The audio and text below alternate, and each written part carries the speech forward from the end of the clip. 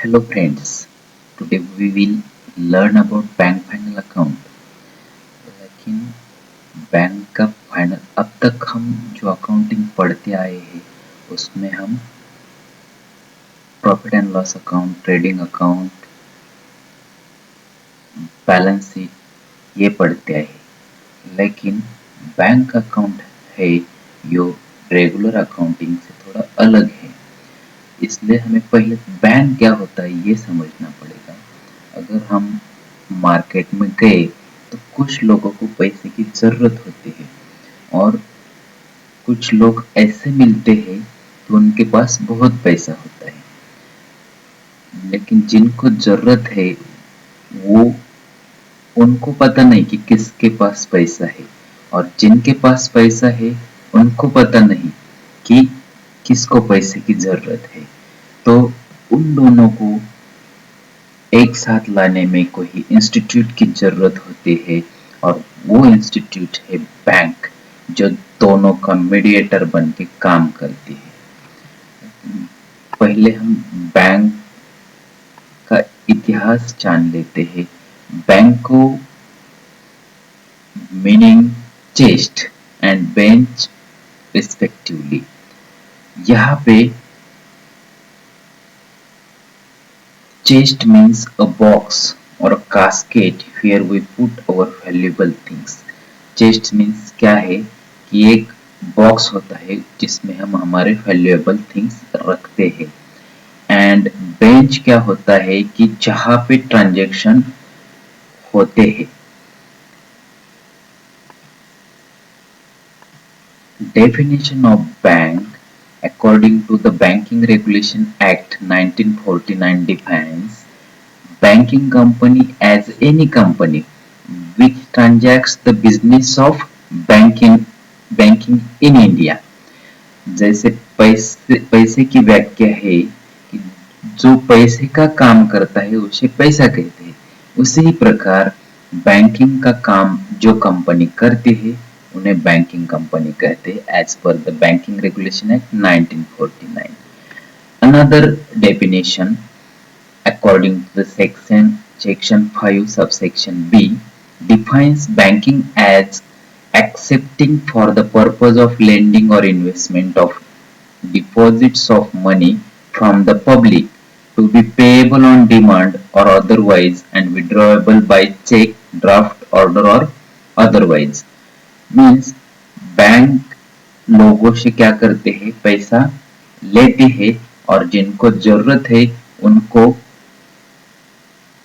Loan के स्वरूप में दे देते हैं। बैंकिंग का रेगुलेशन है वो तीन रेगुलेटरी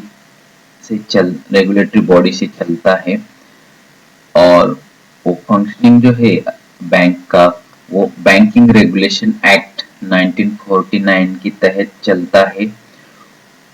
उनके साथ साथ ही उन्हें रिजर्व बैंक ऑफ इंडिया के भी नियम फॉलो करना पड़ता है, और कंपनी एक्ट 2013 के अनुसार उन्हें ये तीन रेगुलेटरी बॉडी के नियम का पालन करना पड़ता है व्हाइल फंक्शनिंग ऑफ बैंक। ये तीन बॉडी के अनुसार बैंक को अपना अकाउंटिंग रखना पड़ता है, या फिर उनका ट्रांजैक्शन भी इन तीन बॉडीज के तहत चलता है। बैंक का फंक्शन क्या होता है, तो बैंक के मेनली दो प्रकार के फंक्शन होते हैं, primary functions and secondary functions. लेकिन प्राइमरी फंक्शंस में दो फंक्शंस सबसे महत्वपूर्ण होते हैं। एक है एक्सेप्टिंग डिपॉजिट्स, उनके जो अकाउंट होल्डर्स है उनसे डिपॉजिट एक्सेप्ट करना, और उनके जो कस्टमर्स है उन्हें लोन्स देना, गिव लोन्स। ये दो प्राइमरी फंक्शंस बैंक के बहुत ही इंपॉर्टेंट है। उसके बाद बैंक के कोई सेकेंडरी फंक्शंस होते हैं, वो भी महत्वपूर्ण है। लेकिन बैंक के प्राइमरी फंक्शन क्या है कि accepting deposits and giving loans.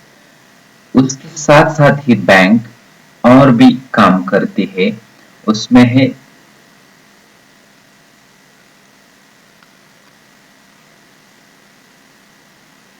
accepting and discounting bill of exchanges. This function allows the holders of a bill of exchange to have it discounted with a bank before its maturity date. Here, of course, bank subtracting the fees, the bank returns the remaining fund to the account holders. Accepting and discounting bill of exchange means जिनको bill of exchange मिला है वो क्या करते हैं कि उसके maturity date के पहले ही बैंक से पैसे निकालते हैं, लेकिन बैंक क्या करती है कि उसके लिए उन्हें चार्ज देना पड़ता है, तो वो चार्ज माइनस करके जो रिमेनिंग अमाउंट है वो बैंक कस्टमर को देती है।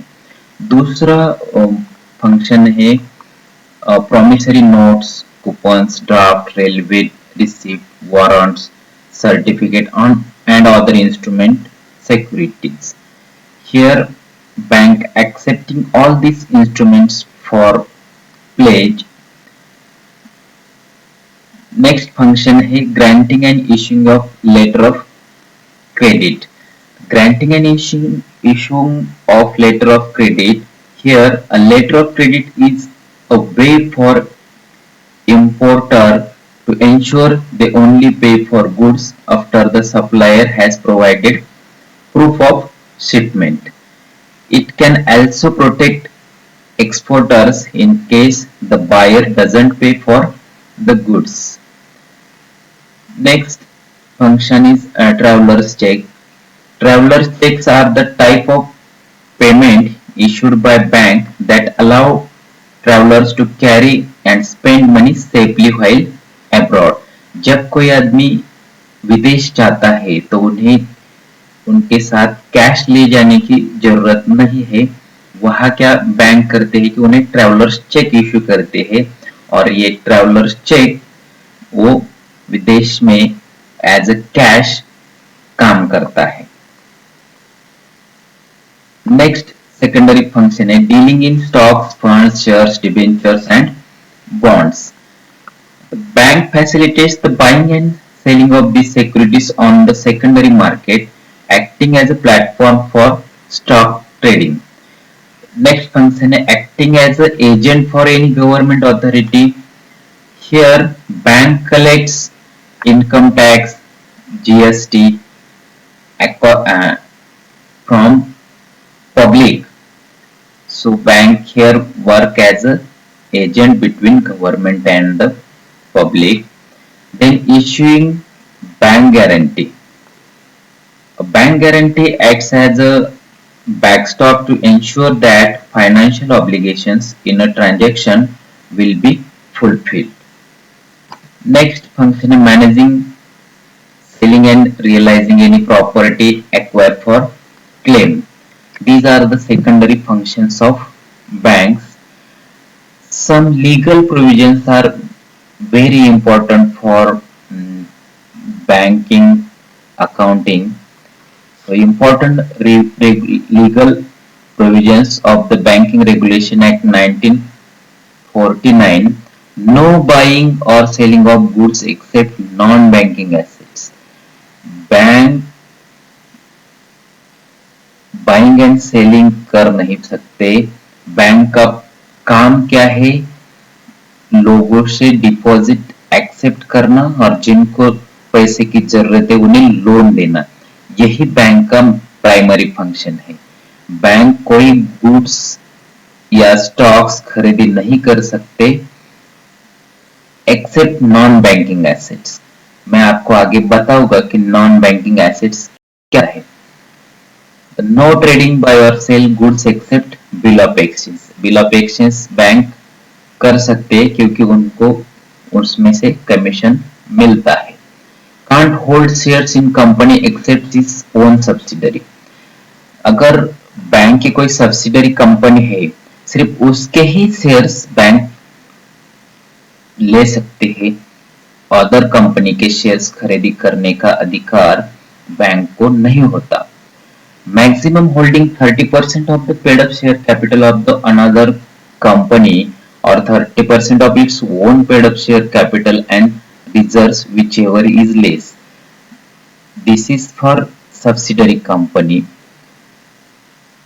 Next, non-banking assets. आता here a non-banking assets means what? If the borrower fails to repay the loan, the banking company may take possession of such assets offer security. Such assets are called non-banking assets and must disposal of non-banking assets immovable property within 7 years from acquisition, and RBI can extend the disposal period further up to 5 years.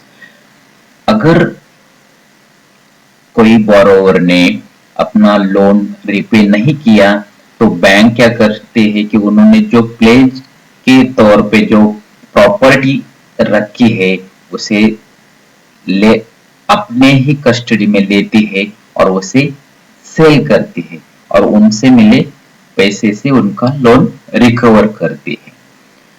और such type of assets called non banking assets.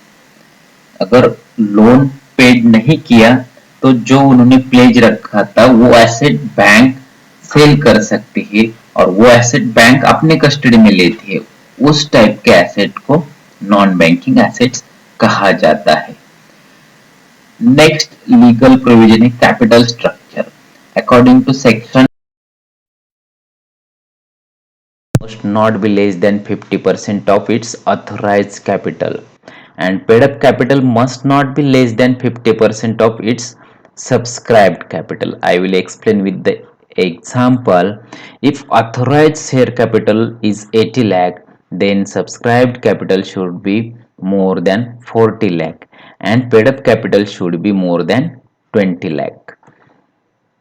अगर कोई bank अपना capital authorise करती है तो उसमें से subscribed 50% subscribed होना ही चाहिए और जो जो कैपिटल सब्सक्राइब किया है उसमें से 50% पेड अप होना चाहिए, तभी बैंक बिजनेस रन कर सकती है।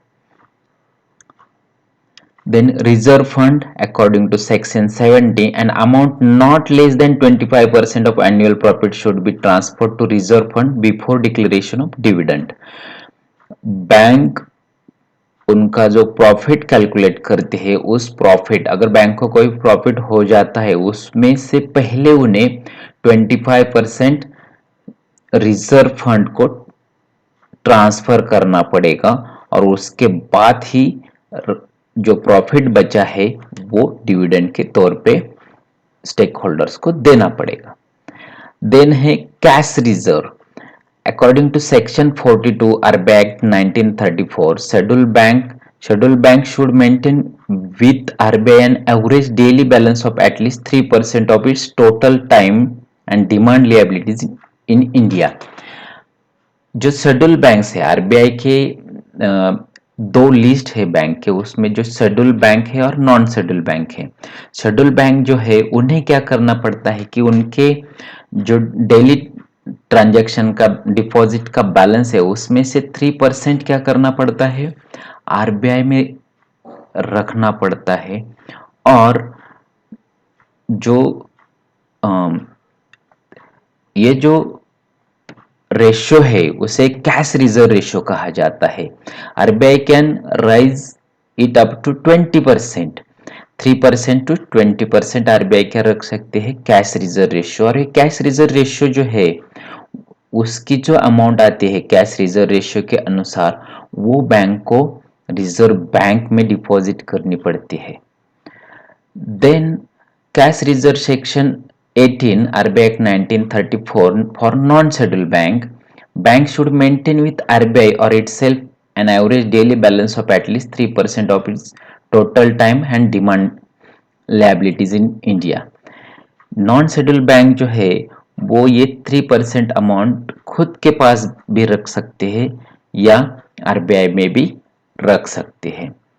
लेकिन शेड्यूल बैंक हो तो उन्हें कंपल्सरी आरबीआई में ही ये 3% अमाउंट यानी कि कैश रिजर्व रेशो डिपॉजिट करना पड़ेगा। Statutory liquidity ratio according to section 24, banking company is required to maintain in India at least 20% not exceeding 40% of its total time and demand liabilities in cash, gold or unencumbered approved securities valued at a price not exceeding the current market price. This is known as statutory liquidity ratio.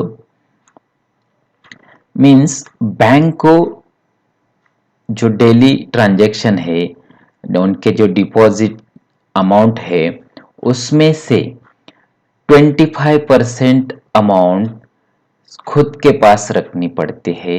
वो जो amount खुद के पास रखे होते हैं या 25% जो ratio है उसके अकॉर्डिंग उनके जो डिपॉजिट की अमाउंट है उनमें से 25% बैंक क्या करते हैं, खुद के पास अमाउंट रखती है, उसको स्टैट्यूटरी लिक्विडिटी रेशियो कहा जाता है। और जो अमाउंट बैंक आरबीआई में रखते हैं 3%, उसे कैश रिजर्व रेशियो कहा जाता है। यहाँ money at call and short notice किसे कहा जाएगा? This item appears on the asset side of bank balance sheet and represents temporary loans to bill brokers and other banks. यहाँ money at call and short notice में क्या फर्क है? If the loan is given for 1 day it is called money at call. एक दिन के लिए अगर लोन दिया हो तो उसे मनी एट कॉल कहा जाता है।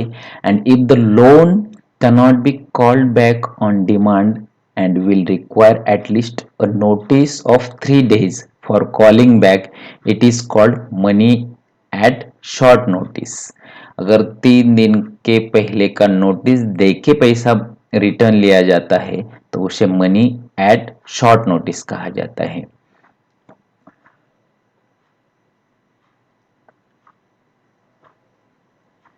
नेक्स्ट है advances. Advances appear on the asset side as a fourth head and include loans, cash credit, bank overdraft, and bill discounted and purchased. Bank generally advance money to their customers in the form of loans, cash credit, overdraft, and purchasing and discounting of bills. Provisions in respect of doubtful advances are deducted from advances to the extent necessary, and the excess provision for doubtful debts is included under other liabilities and provisions। Balance sheet में other liabilities and provisions के under advances आता है। Next है cash credit. It is an arrangement by which the customer is guaranteed the right to borrow money from time to time up to a certain limit. Cash credit is usually given on hypothecation or pledge of stock. The bank usually charges higher bank interest on actual amount withdrawn that charged on loan because the bank has to keep the amount allowed as a cash credit।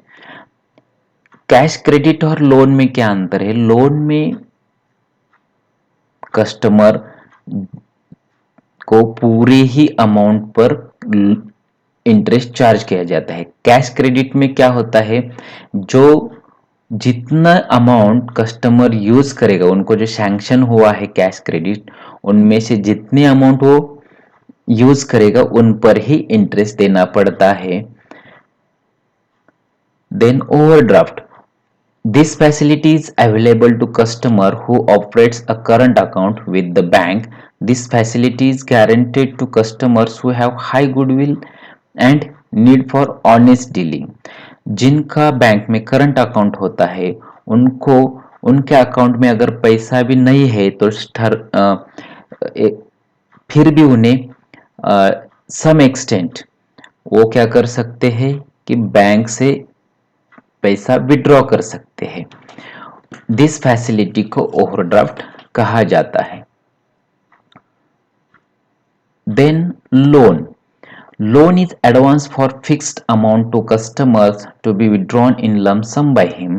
Interest is charged on total amount of the loan agreed to paid to a customer, whether he uses the full amount of loan or not. So customer prefer to take cash credit and pay interest at a little higher rate.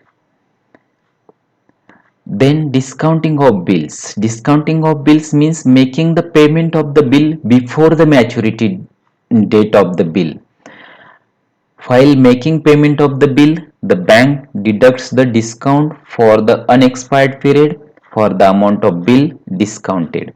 The bank keeps the bill with it till the maturity date and get its payment for the customer on the due date. Bill discounting means क्या? यहाँ पे अ, जिनके पास bill discounting bill है वो क्या करता है कि बैंक के पास जाता है और उनकी मैच्योरिटी की पहले ही वो मनी विड्रॉ करता है। इसके लिए बैंक चार्ज लेती है और वो चार्ज लेके उनको मैच्योरिटी डेट के पहले ही डिस्काउंटिंग ऑफ बिल्स देती है। Next, purchasing and discounting of bills. The bank may purchase or discount clean or documentary bill at the current rate of interest. Next, non-banking assets. I explained this already. Non-banking asset जो ऐसी asset होती है जो bank के पास pledge होती है और जिस कस्टमर ने प्लेज रखी है वो बैंक के लोन रीपे नहीं करता तो बैंक क्या करती है, वो प्लेज एसेट है वो खुद के पास लेती है और वैसे एसेट को क्या है, नॉन बैंकिंग एसेट कहा जाता है। A banking company is not allowed to deal directly और इनडायरेक्टली इन द परचेस और sale or barter of goods except in connection with its legitimate banking business. But the bank can always lend against the security of asset. The bank may have to take possession of the asset given as a security if the loanee fails to repay the loan. Then rebate on bill discounted or unexpired discount. Here this item is like interest received in advance. Rebate on bill discounted means interest received in advance and represent unearned discount for those bills which will mature after the closing of the financial account.